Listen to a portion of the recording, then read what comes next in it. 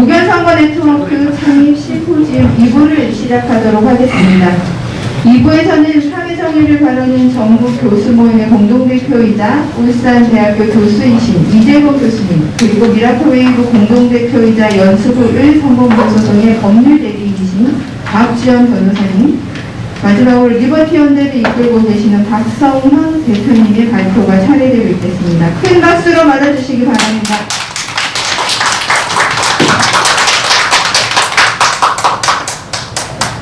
네, 이재복 교수님 시작해 주십시오. 네, 안녕하십니까. 저는 소개받은 이재복입니다. 오늘 제가 해야 할 거는 뭐냐면은 선거 관리와 절차의 문제점의 개혁 방안입니다. 정경호에서 교수단체에서 제가 있는 단체에서 우리가 책자를 발견을 했는데 선거제도 개선 방안에 관한 것입니다. 문제점이 개선 방안에 관한 것이 크게 세 파트가 있는데요. 하나는 선거 관리와 절차에 관한 것이고, 또 하나는 사후 검증 제도에 관한 것입니다. 그리고 마지막으로는 법적인 개선 방안, 그러니까 어떻게 법을 바꾸는가에 관한 거, 이렇게 있는데, 오늘은 법적 개선 문제에 대해서는 박지연 변호사가 한다고 연락을 받았기 때문에 사후 검증과 법적 변호사는 빼고 관리와 절차 부분만 말씀을 드리겠습니다. 보고서 작성할 때 이 부분을 제가 다뤘는데요. 이거를 오늘 할 내용들은 그러니까 4.7 보궐선거를 기준으로 말씀을 드리겠습니다. 4.15 부정선거 이후에 조금 관리하고 절차 상에 약간의 차이가 있었는데요.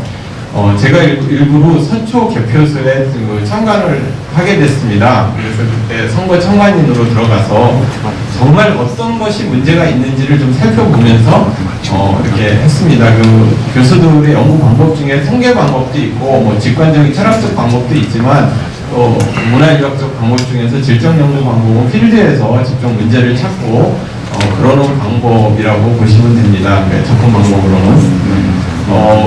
일단 우리나라 이렇게 투표장에 들어가면 이게 이제 서초 개표소였는데요. 서초 개표소였는데 우리나라 이게 지금 개표기입니다. 이게 무선 개표기, 이게 개표기인데 이게 지금 이렇게 폰트가 열려있죠. 이게 닫혀 있습니다. 제가 가자마자 이거 얼른 열었습니다. 이게 뭐냐? 왜 폰트가 이렇게 5배 정도 꼽을 수가 있느냐? 언제든지 마음만 먹으면은 여기다 무선 포트를 연결을 해서 외부 조작이 가능하게 돼 있습니다. 그래서 우리나라 기본적으로 개표 절차는 마음만 먹으면 얼마든지 개표 조작이 가능하게 원천적으로 돼 있습니다. 그리고 또 두 번째로 가면은 이게 지금 노트북과 이게 이렇게 연결이 돼 있죠. 그래서 노트북에 이게 프로그램이 있습니다. 그래서 제가 프로그램을 열심히 보고 이거를 녹화를 하려고 그랬더니 얼른 이게 가리더라고요. 거기에 이제 개표 사무원들이 가려서 못 보게 하더라고요. 그리고 이렇게 삥 둘러서 1m를 이렇게 1m 안에 못 들어가게 합니다. 실질적으로 개표 참관인이 아무것도 할 수 없게 만드는 것입니다. 그냥 보기만 해라, 아니야 하지 말고, 그리고 1m 안에 들어오지 마라. 그래서 사실상 이 안에다가 조작 프로그램을 집어넣고 무선랜으로 외부에서 하든 아니면 내부에서 조작을 하든 굉장히 취약하게 되어 있습니다. 그리고 일시적으로 고장이 난 적이 있습니다. 그래서 제가 얼른 찍었습니다. 그날 4.7 보궐선거 날 선포 개표소에서 제가 한 몇백 장을 찍어 왔는데요. 지금 제가 잘 보관하고 있습니다. 언젠가 제가 꼭 공개를 할 예정입니다. 그런데 이 부분에 있어서도 언제든지 확인을 할 수 있습니다. 이게 무선칩을 이 안에다 무선칩을 장착을 언제든지 할 수 있고, 이 부분은 굉장히 당황하고 멱살까지 잡으려고 하더라고요. 이거 안에 못 찍게 하려고 이런 일이 있었습니다. 그리고 세 번째는 네 번째는 여러분들 4.15 부정선거 4.15 선거 때는 총선 때는 이게 막 삼립 빵봉지라든지 종이 박스로다만 했는데 그게 워낙 비판이 있으니까 이 플라스틱 박스로다가 바꿨더라고요. 4.7 보궐선거에서는. 이게 제가 다 찍었는데 여기 이제 봉인지를 보십시오.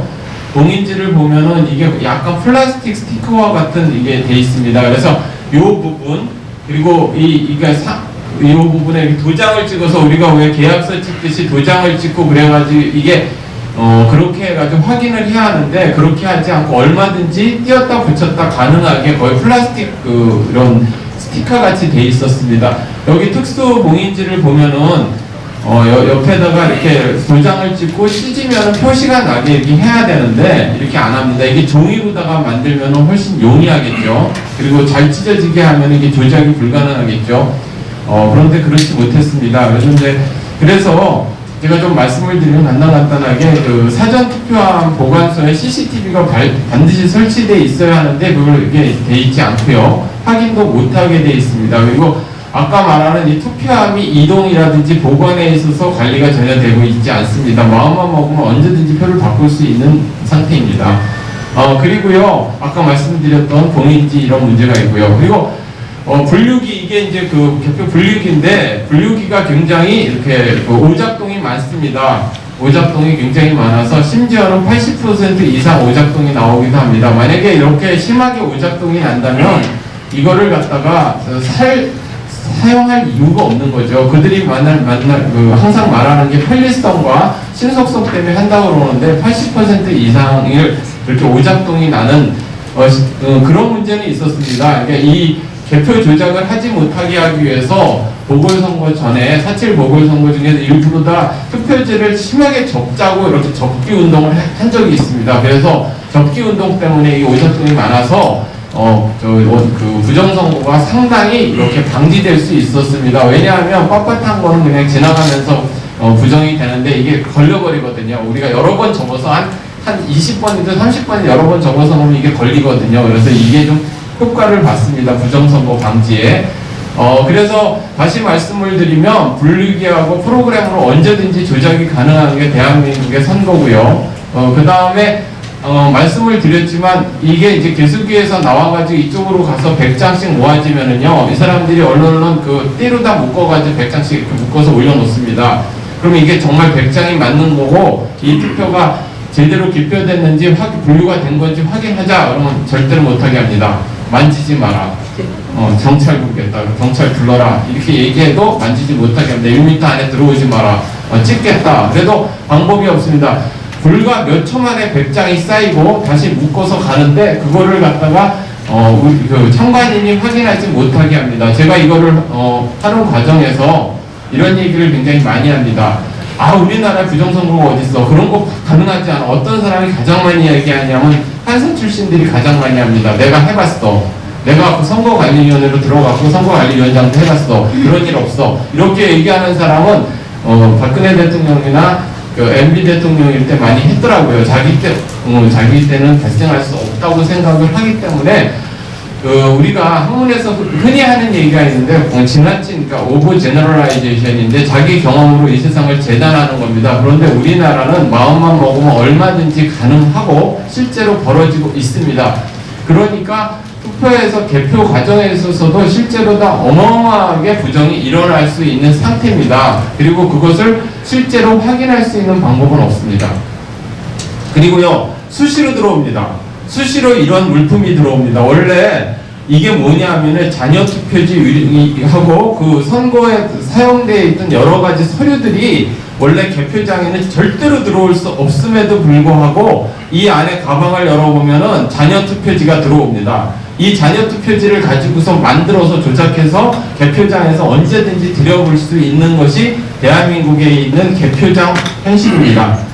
그리고 자, 이렇게 해서 모아지고 수개표든 아니면은 전자개표든 모아진 것들이 이렇게 개표상학표에 기입이 되는데요. 이 개표상학표에 기입되는 과정에 있어서도 상당히 부정이 개입이 됩니다. 이것이 곳곳에서 실갱이가 나는데요. 다시 셌다가 또 세고 다시 셌다 세고 그러는데 마음만 먹으면 이것이 얼마든지 가능하고요. 여기 이 참관인들이 확인해서 서명하는 그 과정이 없습니다. 그냥 그 개표 종사원들이 임의로 다 써가지고요.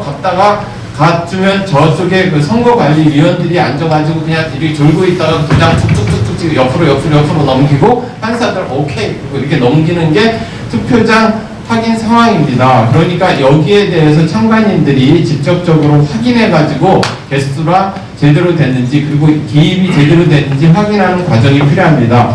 자, 그리고 거소투표라는 걸 제가 알게 됐는데요. 거소투표는 뭐냐면 병원에 있는 사람이라든지 여러 가지 사정상 투표장에 갈 수 없는 사람들이 집이나 병원에서 찍는데요. 이걸 좀 확대해서 보면 여기에 볼펜으로다가 그은 것도 있고 뭐 연필로 그은 것도 있고 도장을 찍은 것도 있고 굉장히 엉망입니다. 이 관리가 전혀 돼 있지 않은 상태에서 이것이 들어옵니다. 그래서 이것은 이제 분류가 돼서 뭐 볼펜, 도장 여러 가지로 하는데 이것도 개표 방식을 통일할 필요가 있습니다.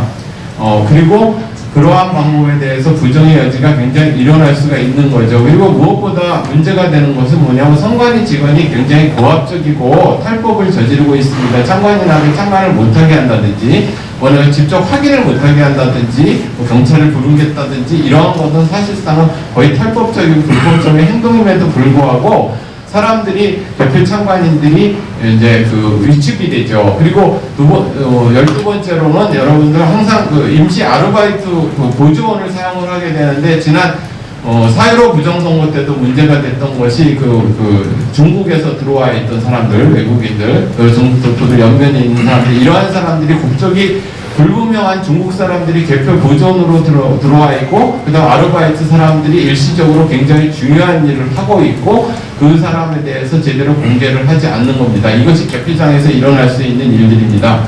자, 당일 투표. 저는 대치동에서 살고 있습니다. 이거는 대치 2동에서 제가 발견을 해서 사진을 갖다 찍은 건데요.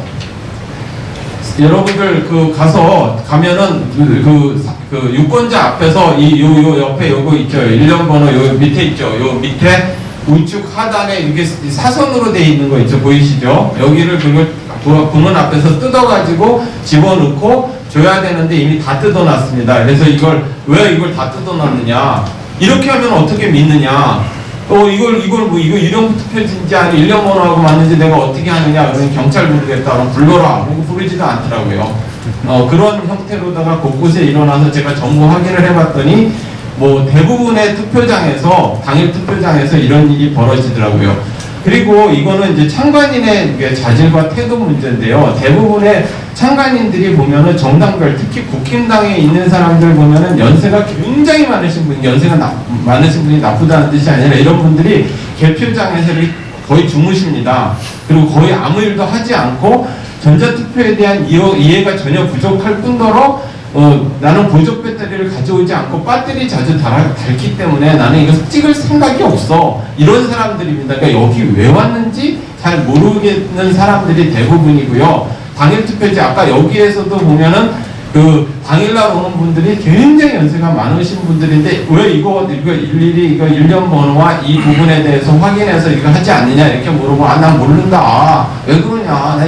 그럼 원래 그래요? 그렇게 해야 되는 거예요? 이렇게 오히려 반문을 합니다. 그러니까 얼마나 우리나라 야당의 투표 관리라든지 이러한 분들이 허술하고 관심이 없는지 하죠. 그래서 이제 사전 투표에 관련돼서 어떻게 관리하는 것이 가장 하냐? 참관인이 반드시 배치돼야 합니다. 지난 4.7 보궐선거에서 참관인이 있었던 곳과 없었던 곳에 바로 옆에 있었는데도 어마어마하게 득표수가 차이가 났습니다. 사실상 참관인이 없는다는 것이 말이 안 되는데도 불구하고 참관인이 없었던 사전투표소가 굉장히 많았고요.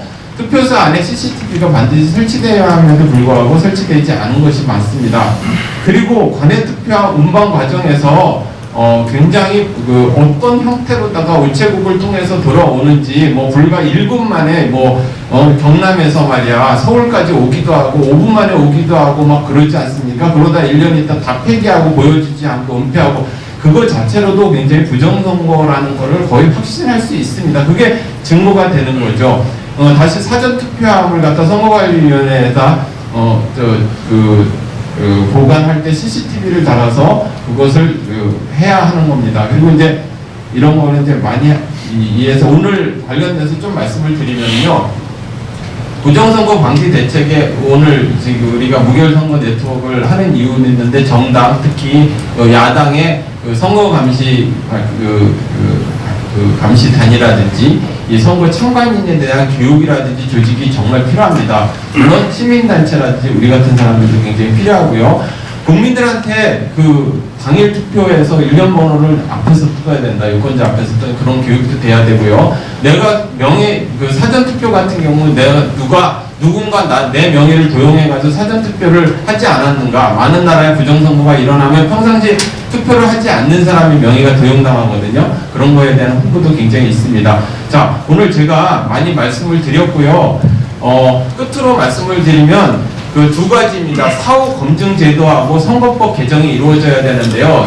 그 사후 검증 제도는 우리나라에 없지 않습니까? 그러니까 누군가 재판을 갖다가 선거 재판을 하고 다시 재검표라든지 그런 거를 해야 하는데 반드시 우리나라에도 사후 검증 제도가 있어야 합니다. 사후 검증 제도에선 두 가지가 있어야 되겠죠. 반드시 선거가 끝나고 난 다음에 뭐 샘플링을 전체 하지 않더라도 샘플링을 몇 군데를 해가지고 과정상의 문제가 없었느냐, 그리고 결과상의 문제가 없느냐, 사후 검증 제도가 반드시 있어야 하고요. 선거법 개정도 필요합니다. 그 부분은 이제 아마도 박지원 변호사가 잘 해줄 겁니다. 선거법 개정에 있어서 지금 180일 이내에 그거를 해야 된다고 하지만 사실상 재검표라든지 선거 재판을 진행을 해야 하지만 지금까지 1년 4개월이 되도록 계속 끌지 않았습니까? 강제 규정이나 처벌 규정을 두어서라도 반드시 할 수 있게 그러한 선거법 개정이 시급하게 필요합니다.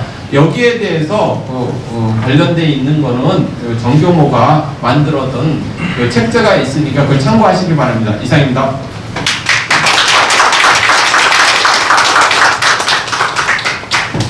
네, 교수님의 현장의 생생한 문제점을 지적해 주신 멋진 발표 진심으로 감사드립니다. 다음으로 박지원 변호사님의 선거법 개정 방향에 대한 발표가 있겠습니다.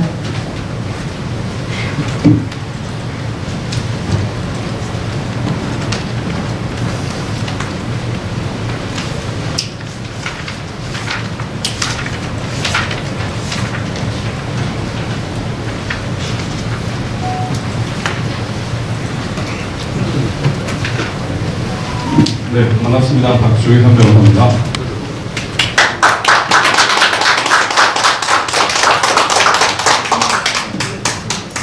부정선거와 관련된 소송을 참여하면서 사실 작년 한 2, 3개월이면 이 문제는 해결된다라고 시작했던 것이 지금 벌써 1년 6개월 넘어가고 있습니다. 와이프한테 한 2, 3개월이면 끝나라고 시작했던 이게 너무나 엄청난 불법 범죄행위가 대한민국에 벌어졌고 그것이 엄청난 카르텔을 이루고 있기 때문에 지금까지도 문제 해결이 안 되고 있고 또 이렇게 많은 국민들이 분노하고 여기에 대해서 적극적으로 관여하고 있습니다. 저 역시 이게 지금 과거까지의 문제, 현재의 문제이기도 하지만 앞으로의 문제라고 생각되기 때문에 향후 부정선거를 막지 않으면 대한민국의 미래는 없다라는 생각을 하게 되었습니다. 사실 우리가 베네수엘라가 파퓰리즘 때문에 망했다고 얘기를 하는데 그 본질을 더 살펴보면 파퓰리즘이 아니라 부정선거 때문에 망했습니다. 일시적인 파퓰리즘으로 민심을 얻었지만 그 파퓰리즘이 결국 그 국민들에게 해악이 된다는 것을 자각하고 민심이 바뀌었는데 그 바뀌어진 민심이 투표로 표현이 되었는데 투표 조작, 개표 조작에 의해서 더 이상 돌이킬 수 없는 사태가 된 것입니다. 이렇게 보면 지금 대한민국 대선, 지선 등에 이르는 그런 포퓰리즘의 그런 망령보다 더 심각한 것은 부정선거라는 것을 우리 국민 여러분들이 알아야 합니다. 부정선거를 인지하지 못하는 대권 후보는 사실 이상 자격도 없다라고 생각을 하고 대선 후보에서 사퇴해야 하는 것입니다. 오늘은 부정선거의 진단과 그리고 개정 방향 그리고 무결선거 네트워크에 대해서 간단하게 말씀을 드리도록 하겠습니다. 이른바 부정선거의 공식이 있습니다. 4.15 부정선거가 그 전에 벌어졌던 작고 큰 선거의 그 시스템을 살펴보다 보니까 이 부정선거가 공식이 있구나라는 것을 알게 되었습니다. 제일 첫 번째 단계는 결국 여론 조작입니다. 그리고 사전투표 단계에서 이 여론 조작에서는 보면 일종의 시나리오가 있습니다. 시나리오가 있고 그 야권에 협력하는 그 이른바 간자들이 있습니다. 그래서 선거 패배가 당연한 듯하게 국민들한테 알려줍니다. 이를테면 차명진 때문에 망했다. 이렇게 해서 너네들 패배하는 게 당연하다라고 싣는 것. 그 여론조작의 결과가 당연하게 여겨지게 되는 거죠. 그리고 행정신원을 조작합니다. 이 부정선거를 보면서 우리나라 행정 전산망이 사망자가 투표할 수 있게 되어 있다라는 것을 알게 되었고 허무인이 투표할 수 있을 수도 있다라는 것을 인지하게 되었습니다.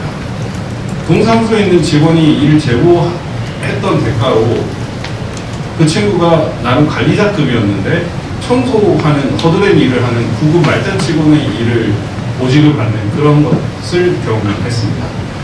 그리고 사전투표 단계에서 유령 투표가 있습니다. 그리고 우편 투표 조작이 있습니다. 그리고 QR코드가 있습니다. 그리고 여기는 기입이 안 됐는데 향후에 이들이 어떤 식으로 또 부정선거를 저지를 것인가 제외투표에 대한 부분도 우리는 경계를 해야 됩니다. 지금 개정법이나 제가 그 선관위의 그 문서 수발신 내역을 어느 정도 검토를 하고 본 결과 다음번엔 제외투표도 장난을 칠 수 있겠다라는 인식을 하게 됐습니다. 그리고 출구조사 조작을 합니다.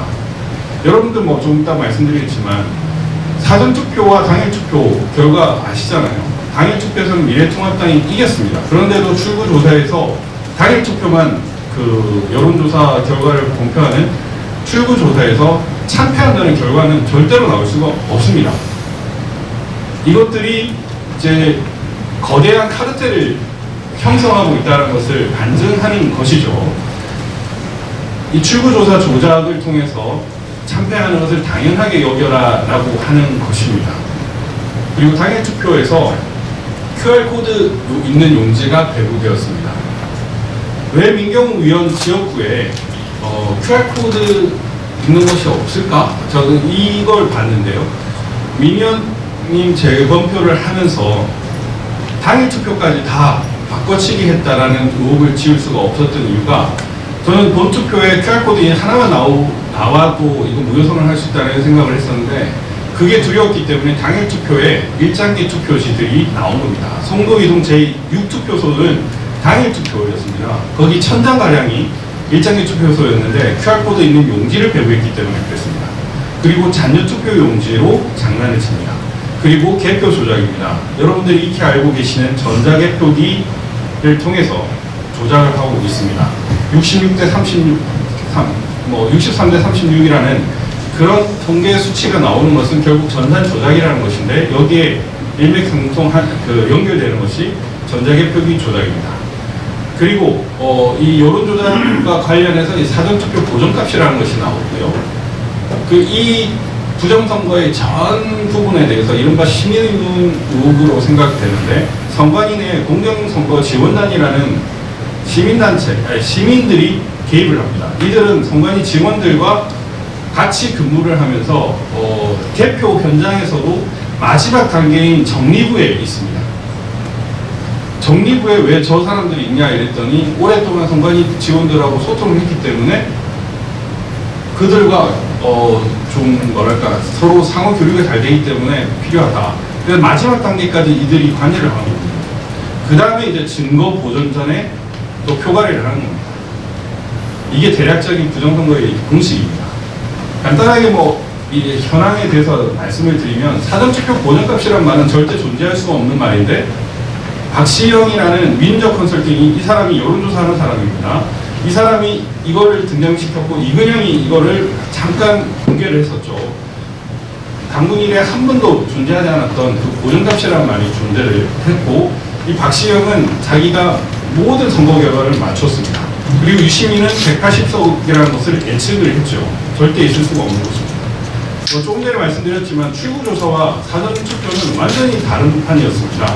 당일 선거에서는 미래통합당이 이겼고 출구조사도 당연히 미래통합당이 우세하다라고 나와야 되는데 무슨 방법으로 어떻게 그 방송 3사는 이 부정선거의 결과를 맞췄는지 그거를 밝혀야 됩니다. 그 다음에 이런 히스토그램, 비정상적인 히스토그램과 이 그래프는 결국 그리고 66대 36, 63대 36이라는 이러한 말도 안 되는 정확한 결과는 결국 전산 조작, 개표 조작이 이루어지지 않으면 절대로 존재할 수 없는 것입니다. 민현님 그 관내 관외의 비율이 0.39로 동일한 역시 조작, 개표 조작이 아니면은 이룰 수 없는 겁니다. 왜 재검표장에 6.28 재검표장에 모두 빳빳한 사전투표 말도 안 되는 그런 상부도 접히지 않은 그런 것들이 많이 나왔을까? 일장기 투표지가 나왔을까? 배출 투표지가 나왔을까? 그거를 우리가 살펴보면 결국에는 전산 개표 조작에 맞추다 보니까 하나하나 디테일하게 맞추지 못하니까 아예 통과를 해버린 겁니다. 사전투표를 했던 사람 60대, 70대 이상이 훨씬 많았습니다. 60대, 70대가 사전투표를 했다면 당연히 미래통합당이 사전투표에서 압승을 했어요. 그런데 오히려 그 결과는 반대였습니다. 그러면 이건 뭐냐? 60대, 70대의 유령투표가 많았다는 겁니다. 즉 제가 말씀드렸던 사전투표에서 그 유령투표 70대 이상 사망자가 투표를 했거나 허무인이 했거나 그런 것들이 있습니다. 가족관계 등록부나 행정전산망의 일부 자료를 보니까 실제로 죽은 사람이 투표를 한 적이 있었고 이런 것들은 결국 특검을 해서 밝히지 않으면 안 됩니다. 그리고 전국 투표소별 1인당 투표 시간 현황도 사전투표가 다 빨랐습니다. 거의 다 빨랐습니다. 당일 투표소가 이게 이제 15초 미만인 게 24개밖에 등장 안 했고 관내 사전투표는 179개밖에 안 나왔는데 출력하는 데만 20초가 넘게 걸리는 이곳이 어떻게 이렇게 될 수 있느냐? 즉 사전투표는 유령이 있기 때문에 가능한 것입니다. 이주덕이가 기표소가 많고 출력이 많다 바보야 그렇게 얘기를 하는데 네가 바보다 임마. 왜냐면 사람들이 투표를 할 때 다 일렬로 줄 서가지고 하잖아요. 여러분 들어가실 때 다 일렬로 줄 서가지고 하잖아요. 그 일렬로 줄 서면 병목 구간을 기준으로 판단해야 되는 것이 당연한 거 아닙니까? 그리고 마지막 9차16도의 경우에는 마지막 3시간에 1.7초가 한 표입니다. 그냥 눈만 뜨면 바로 한 명이 투표하고 있는데 그런 거는 있을 수가 없는 거예요. 절대로 물리학적으로 있을 수가 없는데 그걸 부천시에 있는 부천지청에 있는 검사들이 무혐의를 때렸습니다. 지금 불기소 처분서를 이유서를 하나씩 보고 있고 거기에 대해서 새롭게 고발을 할 예정입니다. 예, 이게 전국 1등부터 이렇게 쫙 보면은 전부 다 관내 사전이 1등입니다. 30등에 비로소 당일 투표 10.7초당 한 표. 이것도 사실 이루어질 수가 없는 숫자인데 나왔습니다. 왜냐하면 당일 투표는 투표지를 가지고 있다가 교부를 하는 것이고 사전 투표는 출력을 하는 것이기 때문에 절대 이렇게 될 수가 없는데 이런 일이 벌어졌습니다. 이게 이제 현상입니다. 20대와 비교를 해보면 20대는 이렇게 사전투표를 한 사람들이 그래프가 줄어들었는데 막판에 21대의 경우에는 이렇게 급증을 합니다. 급증. 2일차는 좀 사람들이 참여하는 경향이 있기 때문에 높아지는데 21대 2020년의 경우에는 이렇게 급증을 하게 됩니다. 이런 이유는 결국 막판에 사전투표 그 유령투표를 몰았다는 겁니다. 실제로 가짜투표를 미리 하면은 그 사람이 투표를 해버릴 수도 있으니까 이걸 보고 투표를 하게끔 만들어 버립니다. 그래서 실제로 당일 투표를 하러 갔는데 사전투표가 되어 있더라라고 하는 사람들이 나오는 겁니다. 그걸 인지를 하셔야 됩니다. 롤 사전투표지 모형을 보면은 이렇게 복선인 것이 일반적입니다. 당연한 것이죠. 그런데 재검표장과 우리가 증거보존 절차에서 봤던 투표지들은 모두 이렇게 평평하게 빳빳했습니다.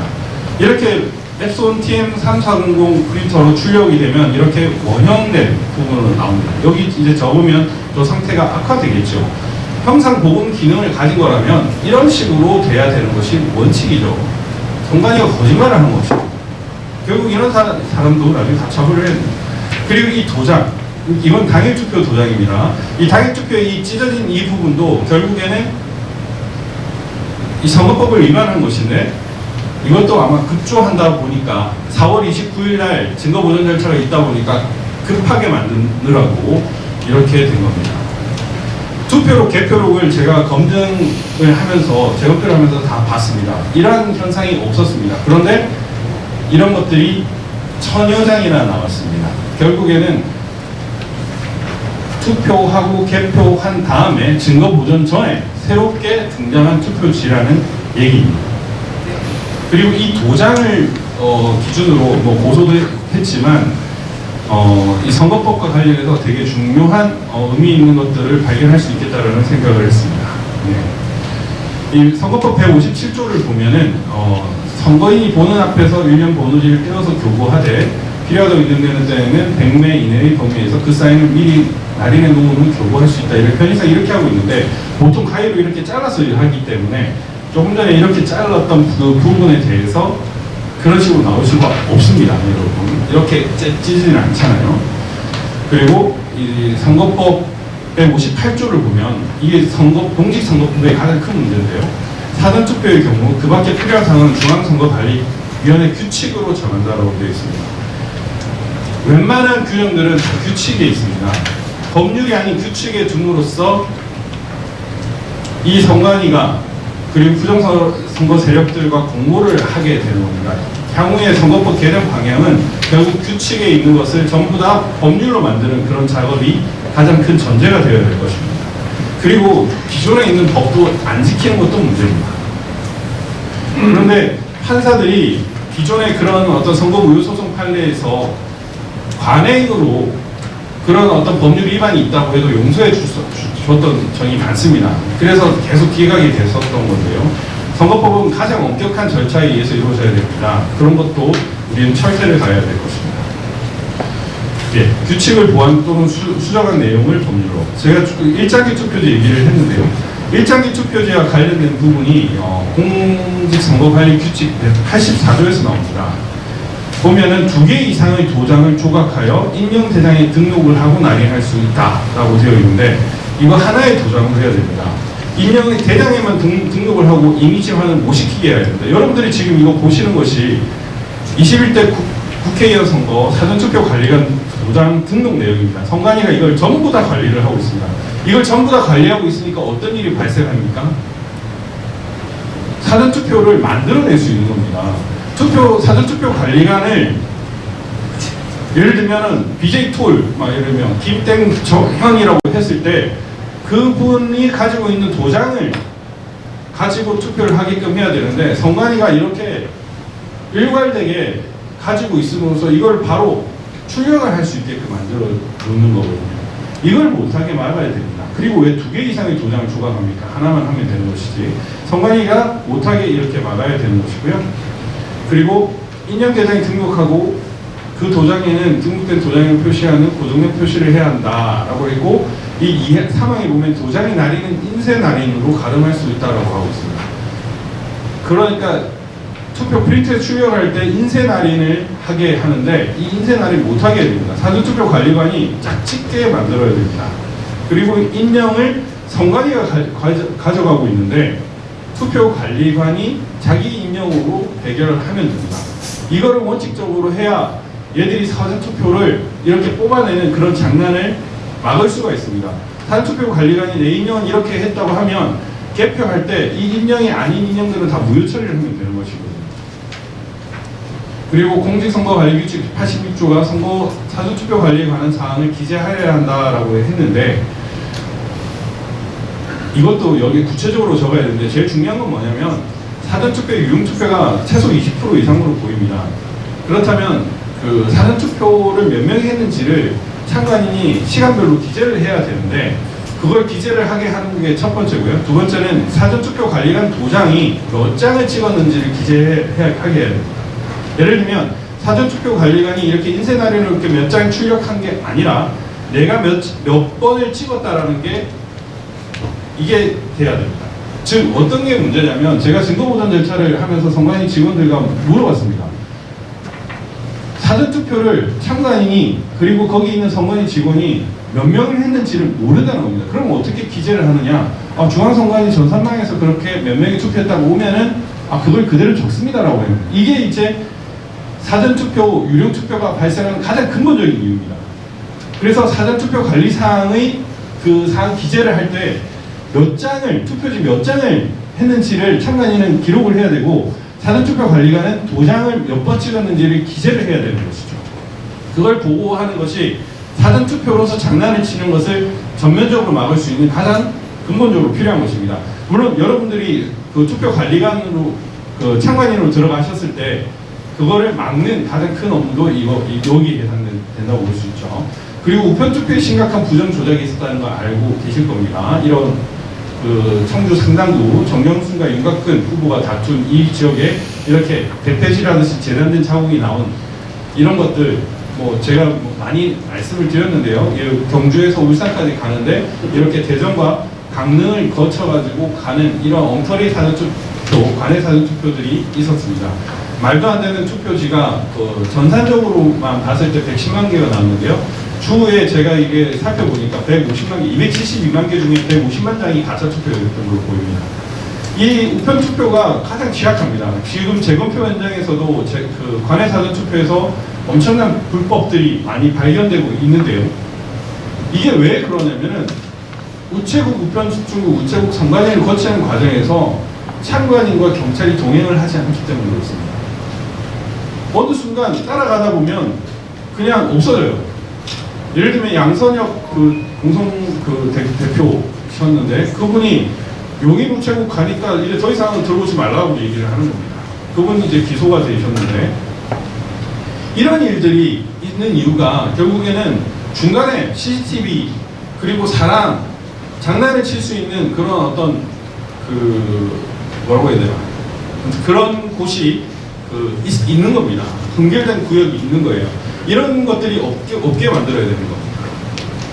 그리고 QR코드 사용 금지해야 됩니다. 제가 여러분들에게 말씀드릴게요.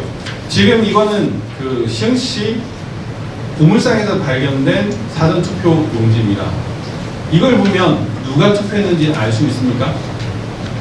알 수 있습니다. 선관위는 이 고물상에 사전투표지가 나온 이유, 이거는 경주 우체국에 어떤 사람이 투표한 것이라고 바로 얘기를 했습니다. 그런데 국회의원 선거투표, 이 연수구 배준희 투표지라고 알려진 투표지입니다. 여기도 QR코드가 있습니다. 이것이 나온 이후에, 이건 송도 사동이거든요, 송도 사동. 이것이 나온 이후에 누가 투표했는지를 선관위는 발표를 하고 있지 않습니다. 왜 못하죠? QR코드가 있으면 통합선거인명부와 대조를 하면 바로 누가 투표했는지를 알 수가 있습니다. 왜냐면요, 이렇게 QR코드 발급 시각이 나오거든요. 통합선거인명부에는 예를 들면 종로구 청운 효자동 사전투표에서 최종 발급 시간, 마지막 발급 시간이 17시 58분 이렇게 하면 QR코드 넘버, 예를 들면 31자리라면 마지막 1, 2, 3, 4, 5의 투표지 발급 시간은 5시 21분이다. 그러면 그때 투표했던 사람이 누구다? 라는 게 나와가지고 예를 들면 오상종이 저기 서초동에서 관외 사전투표를 했다고 하면 몇 시에 했다고 하면 이 QR코드 넘버링 이 투표는 오상종이 투표한 걸 바로 알 수가 있는 겁니다. 송도 사동 이것도 마찬가지예요. 이 투표지를 누가 찍었는지 선관위는 알 수 있습니다. 근데 누가 찍지 않았습니다. 이건 만들어졌기 때문에.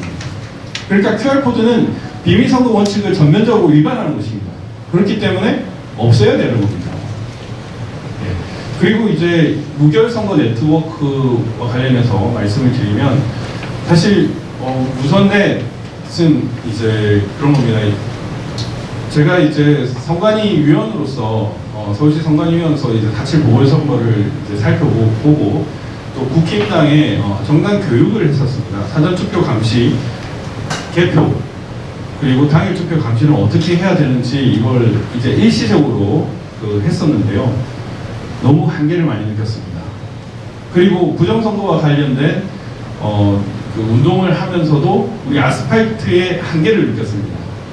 야, 이거 이대로 가면은 결국 하는 척만 하다가 하는 신용만 하다가 끝나겠다. 이거 안 된다. 그리고 정말 이 블랙 시위를 하다 보면 정말 위대한 국민들이 많지 않습니까?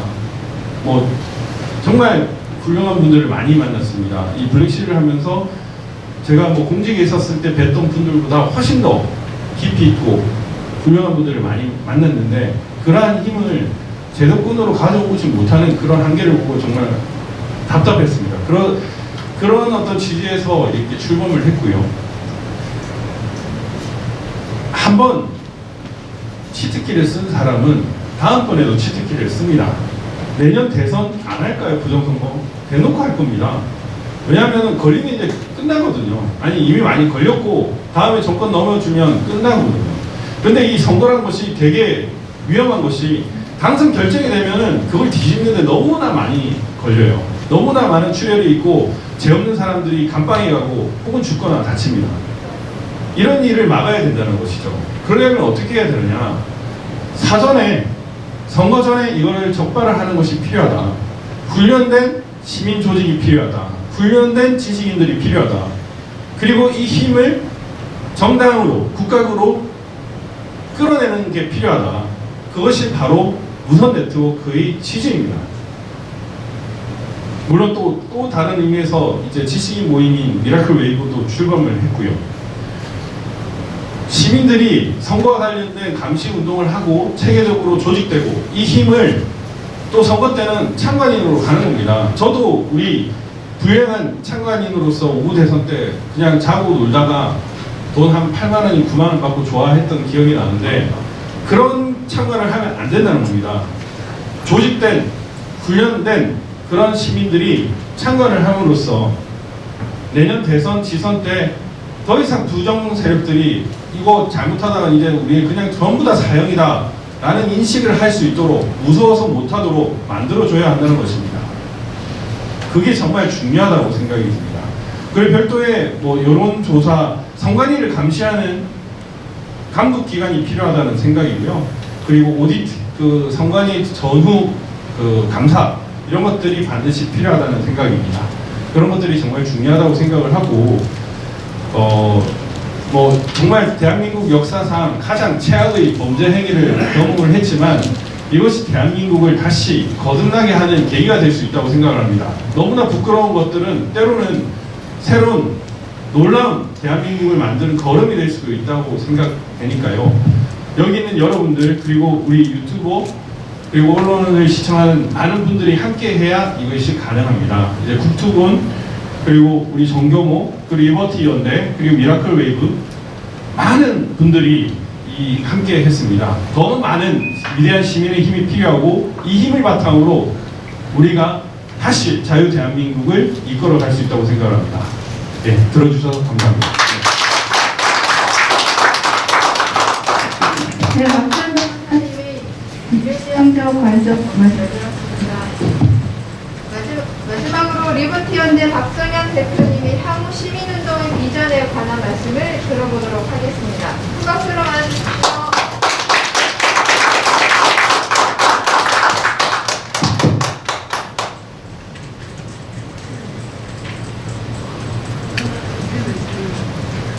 예, 박성현입니다. 간단히 이제 말씀을 여쭈면, 이 책에 이제 후반부가 이 페이지 번호, 그러니까 쪽 번호가 따로 달려져 있는데, 여기에 20페이지부터 22페이지까지의 23개 항목에 걸쳐서, 지금 사전투표제가 뭐가 문제인가를 밝혔고요.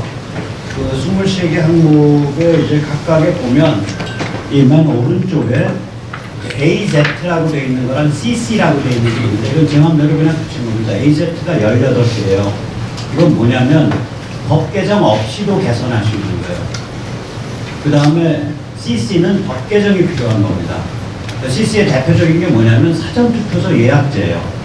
백신도 병원 가서 예약해서 예약된 곳에서 맞는데 주권을 행사하는데 어떻게 아무데나 불쑥 들어가서 하냐고요. 이게 예를 들면 그러니까 그런 게 이제 법 개정의 핵심들이거든요.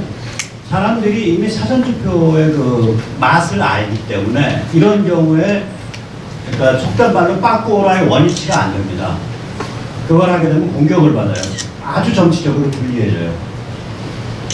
그래서 우리가 이 법 개정의 방향에 대해서도 굉장히 전략적이 될 필요가 있다.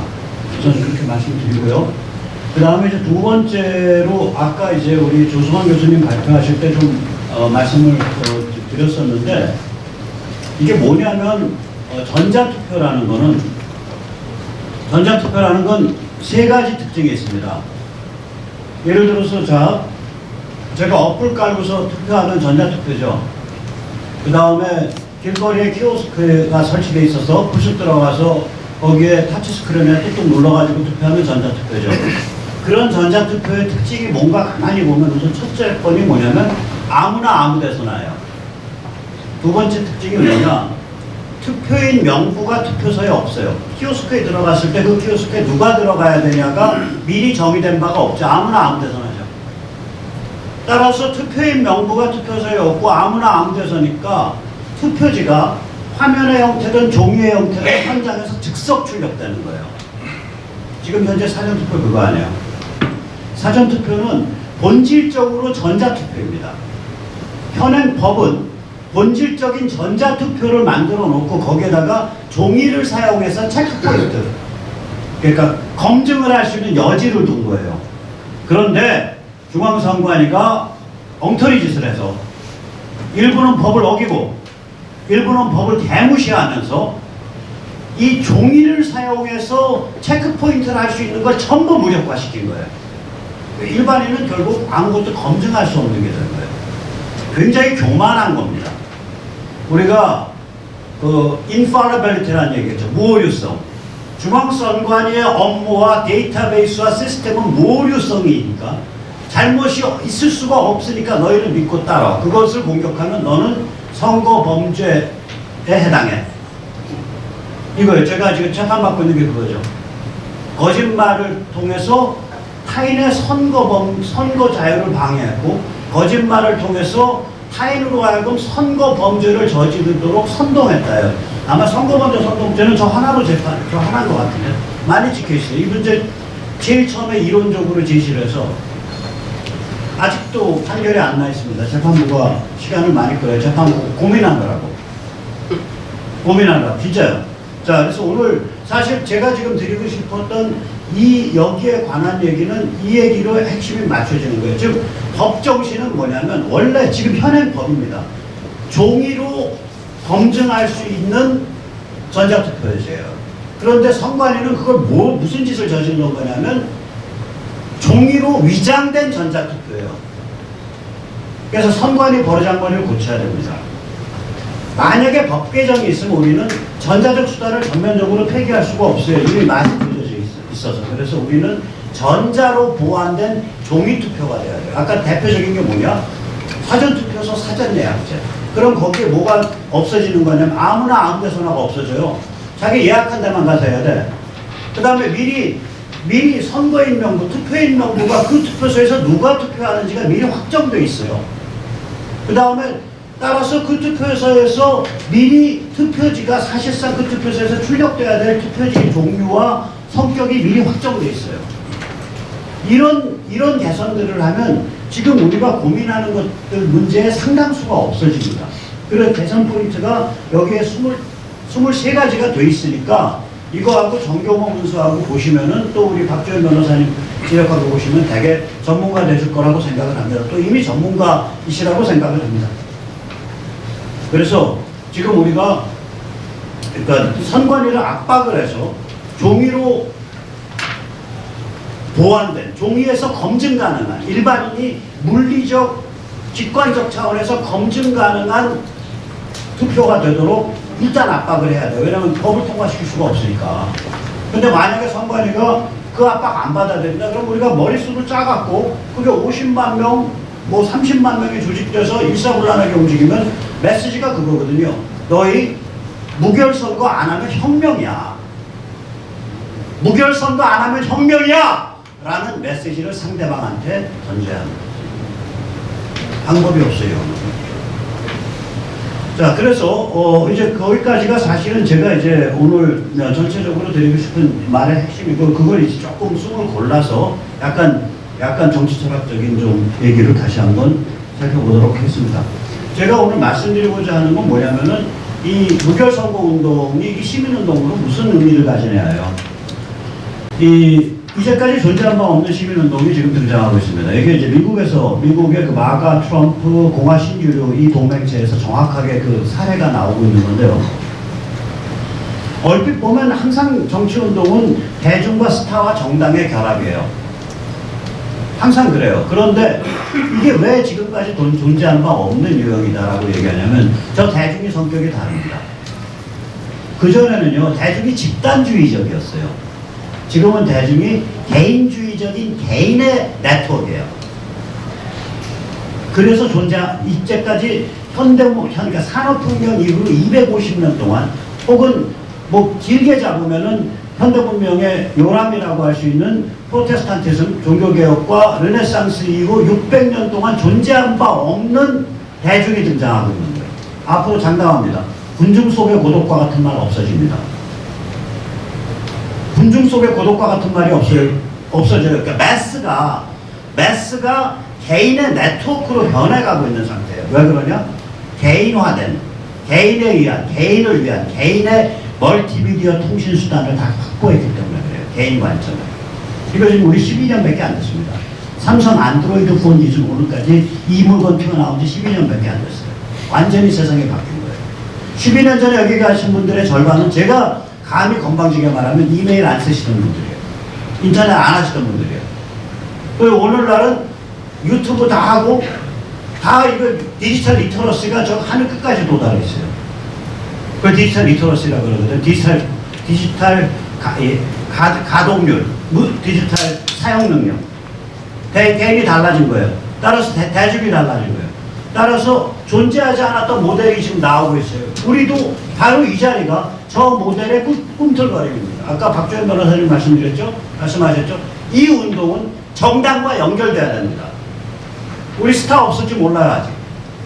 그러나 깨어있는 대중과 정당이 연결할 수 있냐 없냐, 이것이 무결선거 네트워크 운동의 핵심입니다. 그 다음에 두 번째 말씀드리겠습니다. 이거 좀 이제 좀 흉악한 얘기인데, 과거에는, 잠깐만요. 이거 아까도 말씀드리죠. 과거에는 개인적 존재는 대중이 되지 못했어요. 과거에는 개인적 존재는 대중이 되지 못했습니다. 이게 저 뜨거운 얼음과 같은 형용 모습이었었어요. 이제까지의 모든 대형 운동, 대형 조직은 전부 집단주의에 바탕한 운동이었습니다. 그러나 이제 달라지기 시작하는 거죠. 이런 거죠. 이 동물학에서 참사회성이라는 단어가 있어요. 유소시알리티.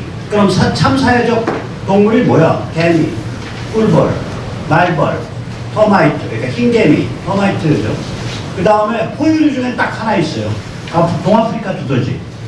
저거 암놈들이요, 평상시에 새끼 못 낳습니다. 새끼 낳는 여왕 암놈이 죽으면 기존 암놈들끼리 사투를 벌여서 이긴 놈이 갑자기 몸이 변신을 일으켜서 몸이 커지면서 새끼 낳는 여왕 암놈으로 변합니다. 즉 참사회성이라는 건 뭐냐면 개인이 없는 상태예요. 오직 역할 수행자만 있는 거예요.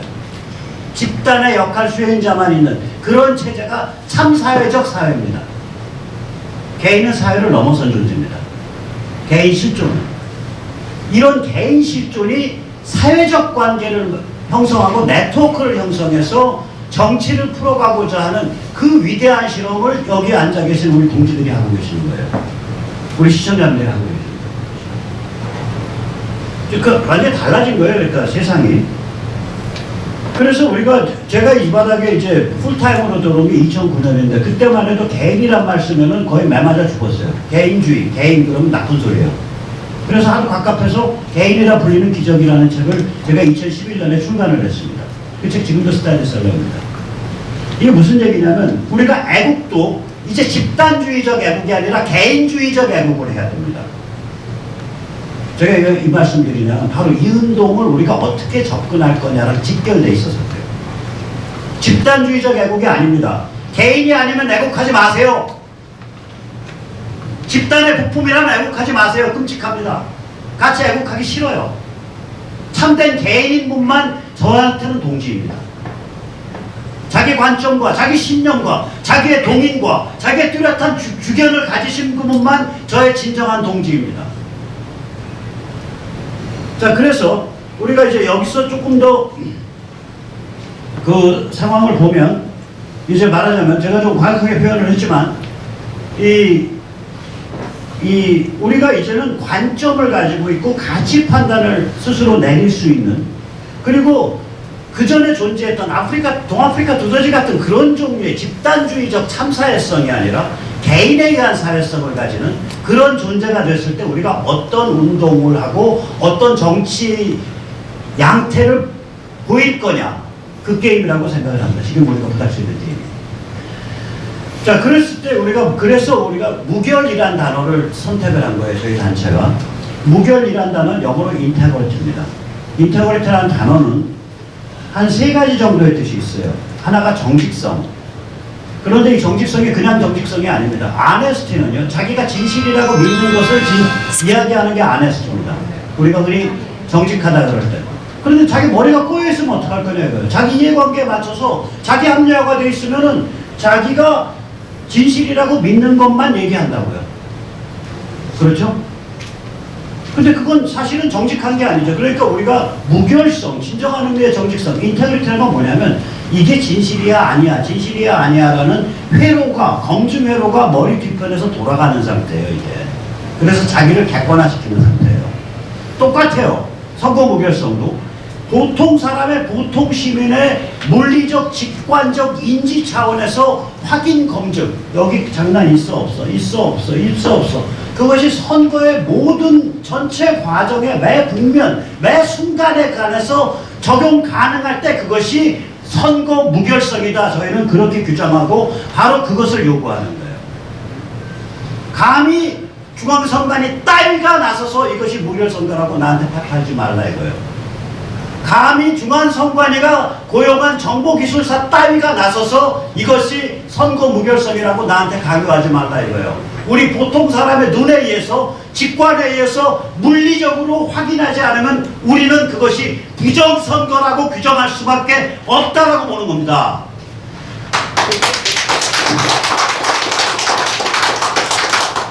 그래서 여기서 이제 정당과 시민운동이라고 다시 이제 마지막 지금 말씀으로 다시 돌아가는 거예요. 정당은 시민이라 불리는 바다에 뜬 배입니다.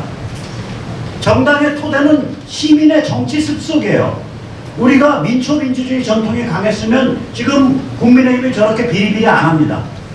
국민의힘 당원 아닙니다. 죄송합니다. 국민의힘 하세요. 그럼 정당과 시민이 공유할 수 있는 2개의 분야가 있어요. 이익을 공유할 수 있는.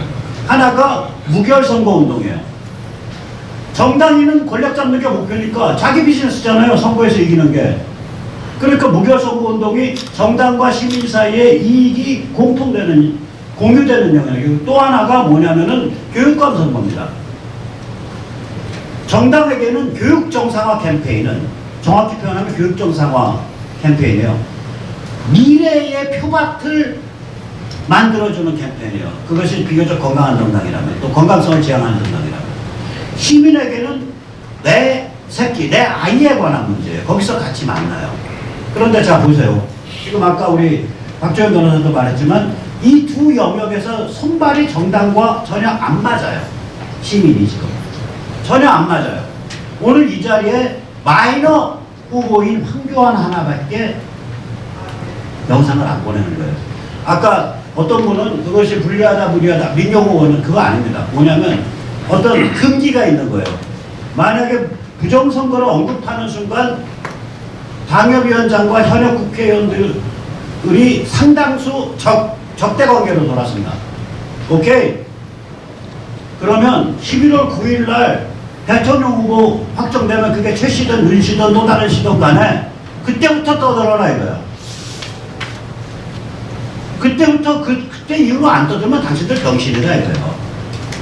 그거는 무슨 정치할 자격이 있고 없고가 아니라 지 밥그릇도 못 지키는 병신이에요. 개만도 못한 거예요. 걔도 지 밥그릇 두고는 싸우잖아요. 그래서 우리가 해야 될 거는 뭐냐? 바로 이겁니다. 오늘 이제 마지막 말씀이에요. 제가 좀 과격하게 표현해서 적어놓는데 근데 저게 왜 안 넘어가냐? 잠깐만요. 현재 슬라이드 한번 눌러보고요.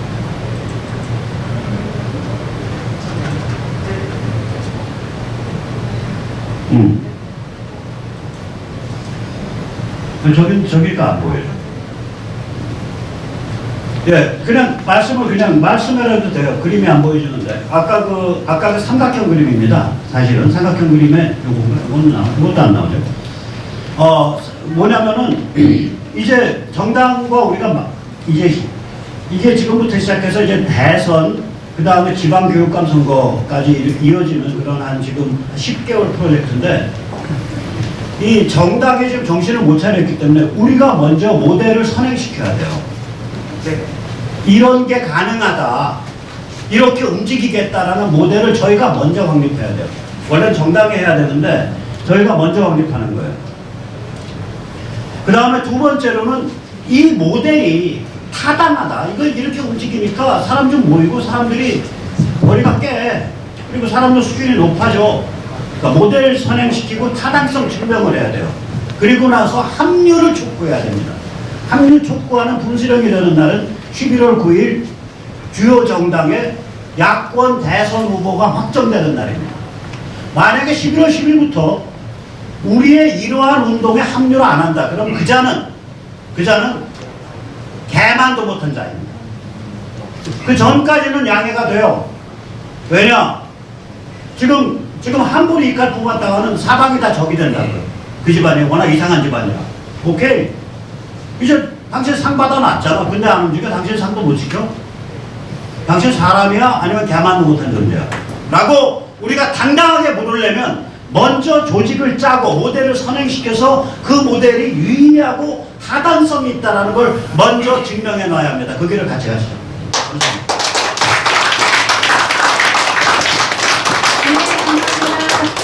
모든 발표를 다 들어봤습니다. 오늘의 발표들은 향후 선거 무결성을 위한 행동하는 무결성 활동을 통해 낱낱이 확인하실 수 있으실 것입니다. 오늘 발표해주신 모든 분들께 정말 진심으로 감사드립니다. 다시 한번 큰 박수 부탁드립니다.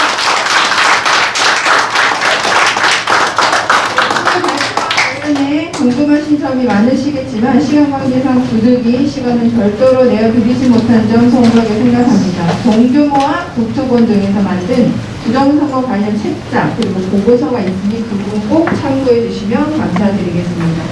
마지막으로 대한민국의 국민 주권과 선거 무결성에 관한 결의문을 낭독하겠습니다. 조성환 교수님 부탁드립니다.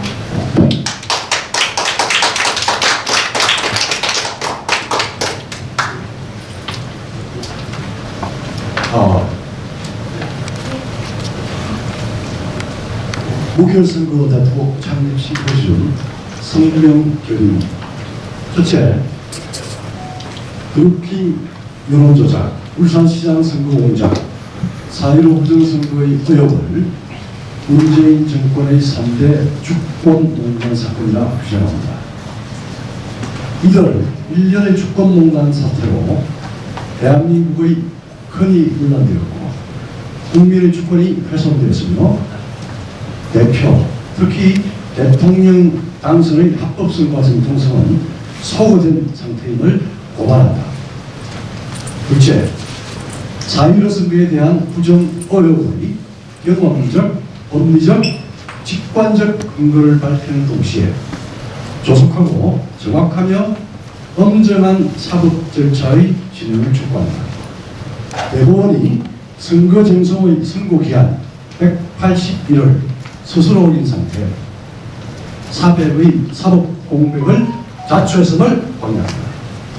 대한민국은 4.15 부정선거 의혹을 제기하는 진실과 정의의 연대와 이를 감추려는 은폐 카르텔과의 실존 투쟁에 휩싸였음을 직시한다. 모든 현대 문명국가, 자유민주국가의 국민주권은 오로지 무결한 선거에 의해서 자유롭고 완전하게 발휘될 수 있다. 이런 진실, 그리고 이를 보장하는 선거 무결성의 정의가 승리할 것이라 우리는 확신한다. 셋째, 국민주권의 완전한 회복을 위해서는 반드시 선거 무결성에 대한 주권자 국민의 확인과 감시활동, 그리고 이것이 작동하는 제도가 필요함을 규정한다. 2009년 독일 헌법재판소가 판시했듯이 문명국가에 정착된 선거제도의 근본 원칙은 유권자에 의한 선거 과정, 투표에 대한 일련의 모든 과정에 대한 감시임을 확인한다. 선거 무결성은 평범한 시민 유권자의 직관적, 물리적, 인지 차원의 참관, 감시, 검증 가능성에 있다는 것을 확신하며 선거 무결성을 확보하고 실행하는 국민운동을 펼쳐서 이를 제도화하고 법제화하는 데 앞장설 것이다. 대체 문재인 정권에 의한 거짓 기만의 유사정치주의적 공작 정치와 체제 변혁의 폭주를 규탄한다. 문재인 정권이 자행한 여론조작, 선거 공작, 불법 부정선거의 주권농단에 의한 국민주권의 훼손, 자유, 민주, 공화에 기초한 대한민국 헌정의 파괴를 문세하고 또 봉쇄할 것이다. 이를 위해 대한민국 각계 사회정치 세력의 대연합을 결성하고 선거 무결성을 확립하기 위한 진실과 정의의 투쟁을 펼쳐나갈 것이다. 다섯째, 2021년 3월 대선에서 문86 친전체주의 세력을 제압하기 위해서는 선거 무결성의 확립이 그 전제 조건이다. 이와 함께 자의든 강제든 은폐 강탈의 안주에 서든 정치, 언론, 법조 등 소위 제도권, 특히 야당과 야권 대통령 후보들은 이 정의의 전쟁에 무적의 용사로 충원하고 함께 싸워나갈 것임을 결의한다. 하사 현정에 대한 우리의 노력은 대한민국 국민의 정당한 주권의 회복과 자유민주주의 운명의 수복을 위한 역사의 걸음이 될 것을 확신한다. 2021년 8월 25일 무결선거 네트워크 창립 개원 기도.